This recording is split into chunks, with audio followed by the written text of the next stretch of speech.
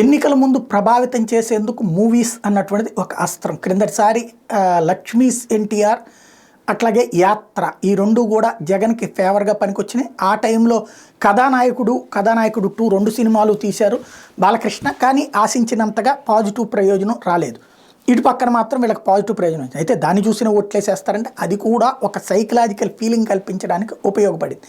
ఇప్పుడు వచ్చేటప్పటికి యాత్ర 2 లైన్లోకి వస్తుంది. దానికి సంబంధించినవి నడుస్తున్నాయి. అదే సందర్భంలో వ్యూహం సినిమాని రిలీజ్ చేయడానికి రామ్ గోపాల్ వర్మ సిద్ధపడితే దాన్ని కోర్టులో ఆపడం ద్వారా ఎదురెత్తు వేసి లోకేష్ సక్సెస్ అయ్యారు. అయితే అదే సందర్భంలో లోకేష్ తెలివిగా చేసింది రాజధాని ఫైల్స్ అనే సినిమా తీయించడం. ఇప్పుడు ఆ రాజధాని ఫైల్స్ అనేటువంటి సినిమా రెడీ అయ్యింది. దానికి సంబంధించిన ప్రోమో పెద్ద ఎత్తున ట్రోల్ అవుతుంది. అందులో బాబాయిని మర్డర్ చేయించిన జగన్ అన్నటువంటి ఒక ఆస్పెక్ట్ని ప్రొజెక్ట్ చేశారు. అదే సందర్భంలో ఆ ప్రోమో చూస్తుంటే కనబడుతున్నాడు.